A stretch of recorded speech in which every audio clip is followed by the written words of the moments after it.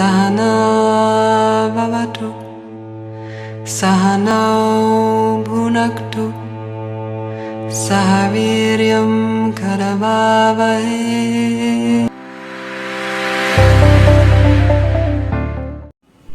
Hello guys, तो अपन आज RSC पढ़ने वाले हैं। क्या पढ़ने वाले हैं? आरएससी पढ़ने वाले हैं। इसमें एक टॉपिक आता है VCRS, vapour compression refrigeration system. RSC का मेजर पार्ट कवर करता है ये। इससे बहुत सारे क्वेश्चन आते हैं एग्जाम्स में। तो इसमें अपन क्या देखेंगे, इसमें क्या देखेंगे कि ये साइकिल किस पे वर्क करता है, ये साइकिल का यूज कहाँ पे है, और ये किस साइकिल पे वर्क करता है, एक्चुअल में ये किस साइकिल पे वर्क करता है, आइडियली किस साइकिल पे वर्क करता है, एक्चुअल सीओपी निकालना सीखेंगे, कोएफिशिएंट ऑफ परफॉर्मेंस इस साइकिल का कितना है, और आइडियल जब इसको आइडियली जब समझेंगे तो उसका सीओपी कितना होगा ये समझेंगे, और इसका यूज कहाँ पे होता है, होने वाला होता है ये समझेंगे। तो चलिए स्टार्ट करते हैं VCRS। तो सबसे पहले ये 4 स्टेप कवर करता है ये। तो पहला क्या था, आइडिया जो हमारा मैकेनिकल सिस्टम है, ये जो इसमें डिवाइस यूज होता है VCRS सिस्टम में, मैकेनिकल सिस्टम है, उसको एक बार देख लेते हैं।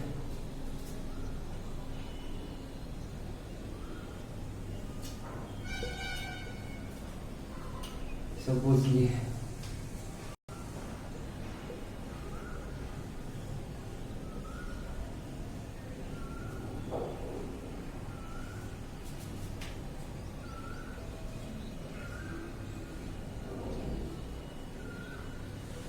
ये मैकेनिकल सिस्टम,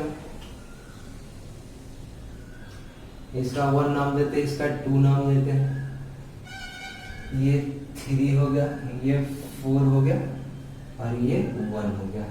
तो इसको इवोपरेटर बोल देते हैं, इवोपरेटर।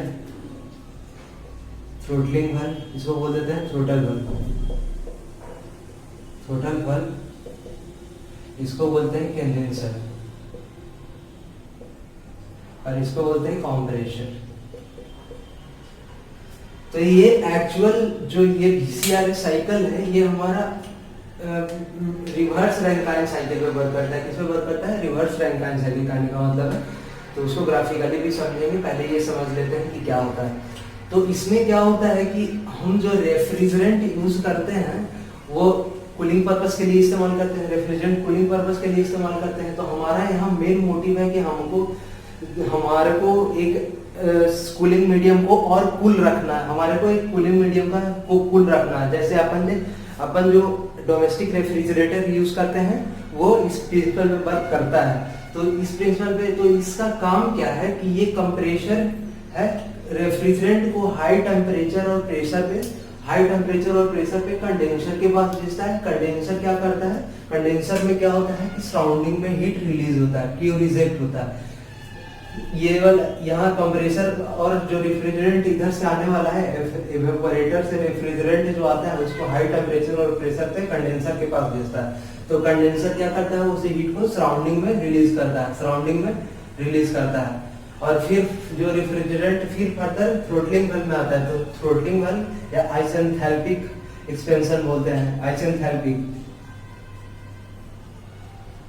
आइसेंथैल्पिक एक्सपेंशन बोलते हैं, ठीक है। तो यार इसका क्या काम है कि जो ये रेफ्रिजरेंट आ रहा था उसका टेम्परेचर प्रेशर हाई था, उसको ये लो करता है, डाउन करता है, ताकि ये कूलिंग मीडियम से ये हीट एब्सॉर्ब। इवेपोरेटर का काम है कि इसके अंदर रेफ्रिजरेंट आया तो उसका टेम्परेचर और प्रेशर थ्रोटलिंग वाल्व में ऑलरेडी कम कर रखा है, तो वो कम कर रहा है। इवेपोरेटर क्या में रेफ्रिजरेंट जाएगा तो यहाँ से कूलिंग मीडियम से वो और हीट एब्सॉर्ब करेगा, तो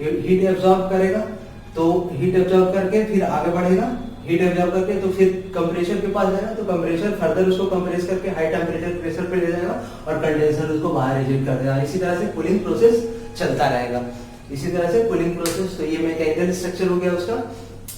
तो अब एक्चुअल बात करते हैं कि साइकिल में जिस साइकिल पे ये वर्क करता है तो उसमें कितने फेजेस हैं, ये बात करते हैं।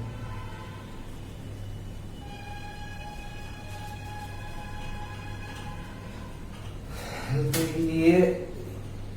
ये हमारा एडियाबेटिक रिवर्सिबल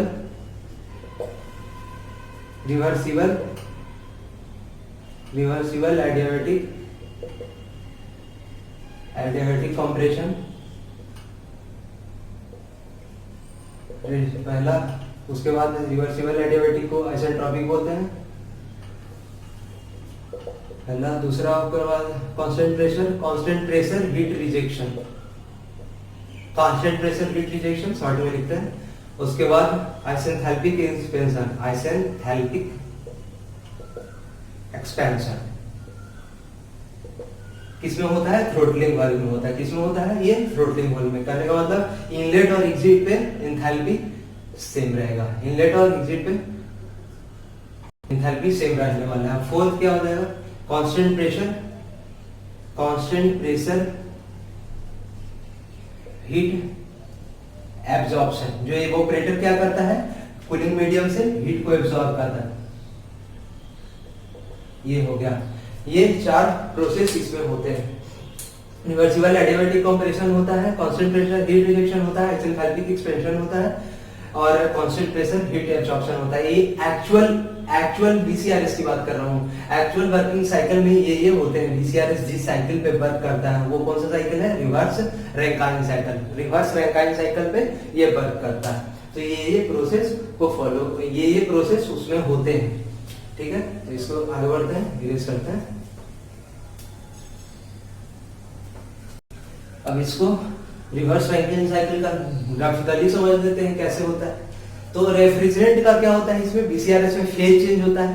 फेज चेंज होता है कहने का मतलब है कि कभी प्योर लिक्विड हो जाता है, कभी प्योर वेपर हो जाता है और कभी वेट वेपर लिक्विड वेपर दोनों होता है। तो कहने का मतलब यहाँ फेज चेंज हो रहा है। तो रिवर्स रैंकाइन साइकिल में भी फेज चेंज होता था। तो इसका कर्व किस प्रकार बनता था? तो रिवर्स रैंकाइन साइकिल को याद करें तो उसको रिवर्स कर देंगे। अपन ने पावर प्लांट में पढ़ा रैंकाइन साइकिल, अब उसको रिवर्स कर देना तो क्या आ जाएगा? Reverse Rankine cycle. तो इसको टीएस डायग्राम बना ले। तो कैसा बनता था टीएस? तो इस तरह बनता था। डोम बनता था क्योंकि यहाँ पे फेज चेंज हो रहा है। तो फेज चेंज हो रहा है तो रैंकाइन साइकिल वाला और किस प्रेशर पे वर्क कर रहा है? रिवर्स रैंकाइन साइकिल वाले पे वर्क कर रहा है। तो रिवर्स रैंकाइन साइकिल बनाते हैं। तो सबसे पहले क्या होता है? कंप्रेस करते हैं। जो actual curve, most of the curve इस तरह से इस प्रोसेस को फॉलो करता है। तो आइडियली कंप्रेशन होता है। यहाँ पे क्या है? यहाँ पे लिक्विड, प्योर लिक्विड, यहाँ लिक्विड प्लस वेपर, यहाँ पे ओनली वेपर। चलिए लिक्विड है, इसके बाद वेपर हो गया। वेपर, ये लिक्विड प्लस वेपर दोनों है इसमें बीच में। तो अपन साइकिल ये आइडियली 1 से 2 क्या करें? कंप्रेस करा। रेफ्रिजरेंट को हाई टेम्परेचर से प्रेशर तक ले जाने में कंप्रेस किया। फर्दर उसको कंडेंसर में हीट को रिजेक्ट किया। फर्दर उस कंडेंसर में कंप्रेसर कंडेंसर में भेजा। कंडेंसर में हीट रिलीज किया। उसके बाद क्या होगा? उसके बाद क्या आता था? थ्रोटलिंग वाल्व आता था जो कि प्रेशर और टेम्परेचर को कम करता था। तो ये थर्मोडायनामिक्स में अपन ने पढ़ा था कि throttling valve highly reversible cycle है, हाईली रिवर्सिबल है। तो ये रिवर्सिबल को अपन डॉटेड लाइन से दिखाते हैं। तो डॉटेड लाइन से अपन ने दिखा दिया उसको, ये डॉटेड लाइन से दिखा दिया। और फिर क्या बनता है? ये 1 2 से 3 अपन ने हीट रिजेक्ट करा और 2 3 to 4 अपन ने आइसेंथैल्पिकली इसको एक्सपैंड करा। रेफ्रिजरेंट को थ्रोटलिंग वाल्व में आइसेंथैल्पिकली एक्सपैंड करा। फिर फर्दर वो रेफ्रिजरेंट कहाँ चला गया? ये हमारा चला गया इवोपरेटर में। क्या चला गया? इवोपरेटर में। यहाँ पे कूलिंग मीडियम है। क्या है? Cooling medium. यहाँ से ये हीट एब्जॉर्ब कर रहा है। ये वही जो अंदर लो टेम्परेचर प्रेशर पे जो इसके अंदर रेफ्रिजरेंट गया वो ही कूलिंग मीडियम से हीट एब्जॉर्ब करेगा और फर्दर कंप्रेसर में जाएगा। कंप्रेसर उस रेफ्रिजरेंट को हाई टेम्परेचर प्रेशर पे भेजेगा और फिर उस हाई टेम्परेचर प्रेशर रेफ्रिजरेंट को कंडेंसर में भेजेंगे। वो सराउंडिंग में हीट रिलीज कर देगा। ये हमारा क्या है? सराउंडिंग है। समझो क्यों रिलीज कर देगा? कहाँ? सराउंडिंग में। कहाँ रिलीज करेगा? सराउंडिंग में रिलीज कर देगा। क्यों? कहाँ? सराउंडिंग में भेज देगा। तो इस तरह से ये हमारा प्रोसेस 1 से 2 क्या हो गया, एडियाबैटिक कंप्रेशन, एडियाबैटिक या आइसेंट्रोपिक कंप्रेशन बोले, इसी तरह रिवर्सिबल एडियाबैटिक है तो आइसेंट्रोपिक। अपन ने पहले ही मेंशन कर दिया ये 1 से 2 क्या प्रोसेस है, रिवर्सिबल एडियाबैटिक, उसको आइसेंट्रोपिक बोलते हैं, आइसेंट्रोपिक कंप्रेशन। और ये 1 से 2 कांस्टेंट प्रेशर हीट रिजेक्शन, ये अपन जब ये वाला क्या कांस्टेंट प्रेशर का शो कर रहा है कांस्टेंट, तो ये क्या है constant pressure heat rejection process, यहाँ हीट रिजेक्ट हो रहा है ना सराउंडिंग में। और ये आइसेंथैल्पिक जो कि रिवर्सिबल है, जिसको डॉटेड लाइन से दिखाएंगे। और 4 to 1 क्या है, कूलिंग मीडियम से हीट एब्जॉर्ब कर रहा है, ये क्या है इवोपरेटर, कंडेंसर, कंप्रेसर, ये थ्रोटलिंग वाल्व, ये हमारा थ्रोटलिंग वाल्व, ये इवोपरेटर हो गया। तो ये हो गया इसका वर्किंग साइकिल, ये वर्किंग इस प्रिंसिपल पे वो वर्क करता है। तो ये इसको क्या बोल सकते हैं, रिवर्स रैंकाइन साइकिल भी बोलते हैं। तो अब क्या इससे पता लगा कि अब इसका हमारा यहाँ पे डिजायर्ड इफेक्ट क्या है, डिजायर्ड इफेक्ट क्या है कि हम इस मीडियम को कूल रखें, मतलब कि क्यूए को एब्जॉर्ब हमेशा करता है, इवोपरेटर क्यूए हीट हमेशा कूलिंग मीडियम से एब्जॉर्ब करता रहे। तो हमारा डिजायर्ड इफेक्ट क्या है, क्यूए। तो अब इसको हाई टेम्परेचर प्रेशर पे कंप्रेसर में वर्क देना पड़ेगा ना, जैसे लेबर को पैसा देंगे तभी वो काम करेगा, उसी तरह यहाँ है कि कंप्रेसर को वर्क देंगे तभी ना ये हाई टेम्परेचर प्रेशर पे, तो वर्क इनपुट वर्क देना पड़ेगा, वर्क इनपुट तो कंप्रेसर वर्क W सपोज कि अपन ने इसमें कंप्रेसर को W वर्क दिया, तो यहाँ से अपन क्या COP, तो इसका रनिंग कॉस्ट, ये सिस्टम का रनिंग कॉस्ट कौन बताएगा, सिस्टम का रनिंग कॉस्ट कौन बताएगा, COP बताएगा।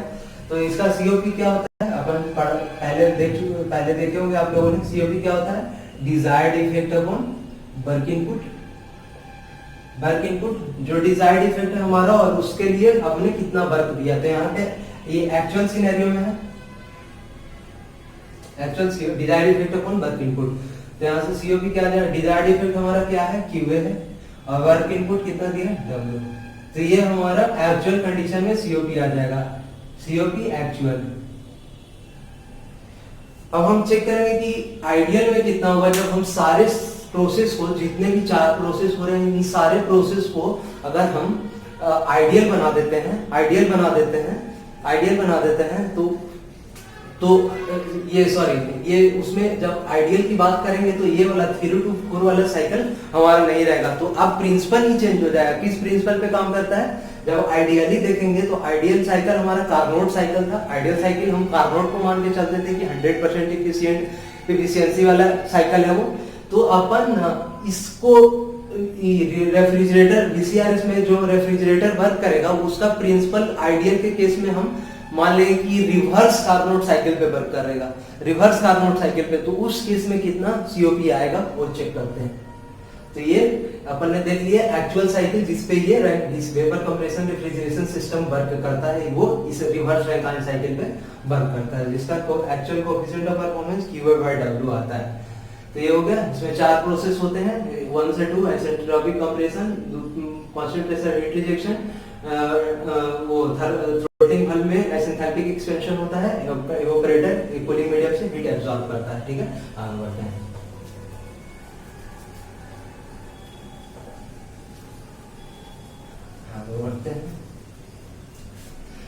तो आइडियली, जब आइडियली बात करेंगे, आइडियली तो VCRS किस पे वर्क करता है, vapour compression refrigeration system reverse Carnot cycle पे वर्क करता है, रिवर्स कार्नोट साइकिल पे वर्क करता है।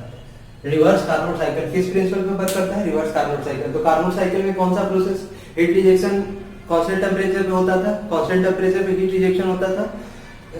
अपन कार्नोट साइकिल क्या था,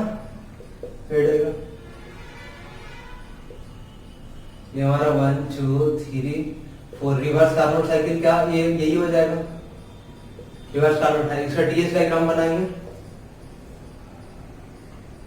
हालांकि हमारा रेफ्रिजरेंट का तो फेज चेंज हो रहा है, तो डोम बनेगा, लेकिन हमारा जो यहाँ पे जो इंटरनल साइकिल है, इंटरनल जिसपे वो रेफ्रिजरेशन सिस्टम वर्क करेगा, वो हमारा चेंज हो जाएगा। तो ये कैसा साइकिल है, ये आइडियल साइकिल है।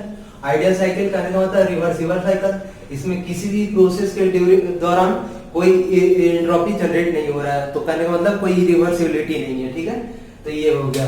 तो अपन यहाँ पे इसका टीएस डायग्राम बनाते हैं, टीएस डायग्राम बनाते हैं। तो क्या है हीट रिजेक्शन, तो कुछ इस तरह हो जाएगा।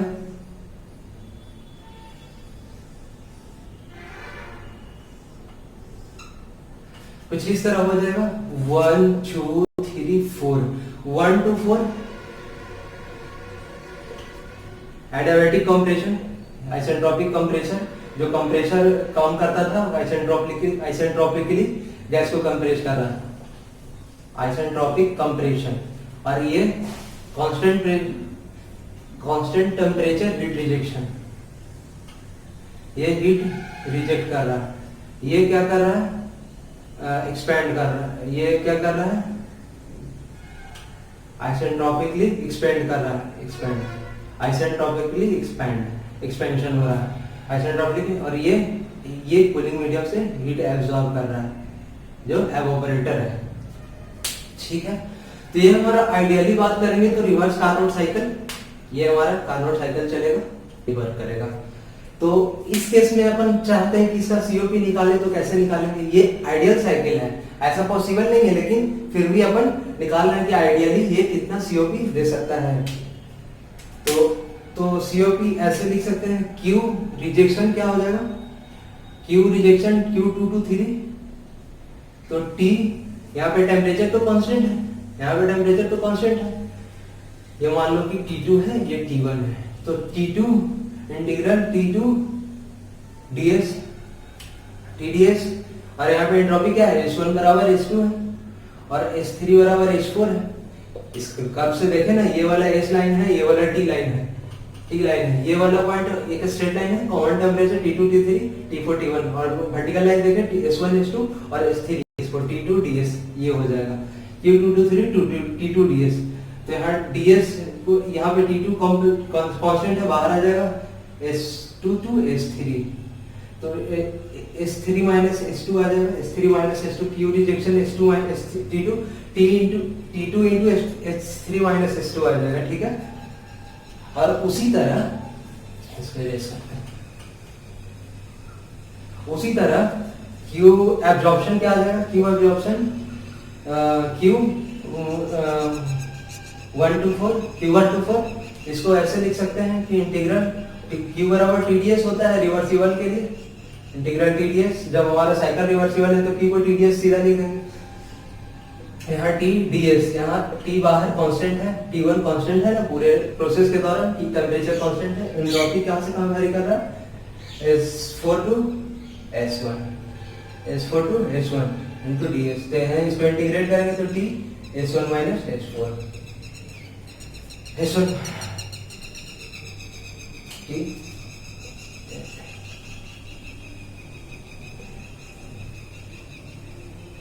S1 माइनस S4, ठीक है। तो हमारा अब ये यहाँ T1 आ गया, या अब हम COP क्या जानते हैं, desired effect upon work input, desired effect upon work input भी, इसको ये रेस करते हैं थोड़ा सा। यहाँ तक क्लियर है, कोई दिक्कत नहीं।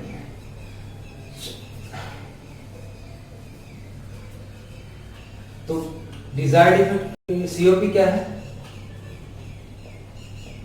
Desired effect upon work input, work input. तो हमारा डिजायर्ड इफेक्ट क्या है, QA है, T1 into S1 minus S4। Work input क्या हो जाएगा, क्या था हमारा साइकिल,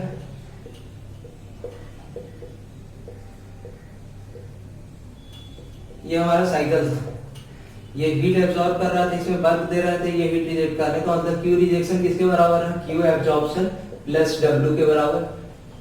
तो यहाँ से W क्या आ जाएगा, Q rejection minus Q absorption.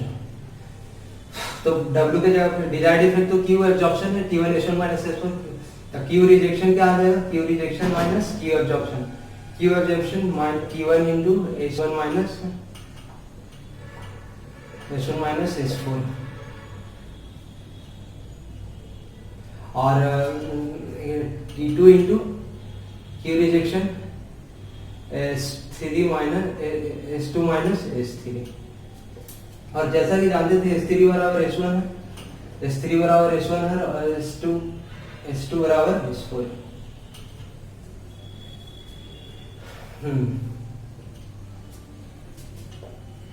तो इसको यहाँ सॉल्व करेंगे तो क्या आ जाएगा, T1 into T2 minus T1। तो यहाँ से H2 माइनस H3 बोल ले यार, H2 माइनस H3 बराबर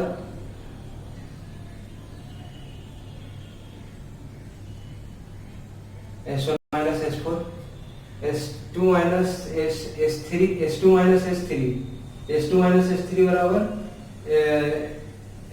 H4 माइनस, अच्छा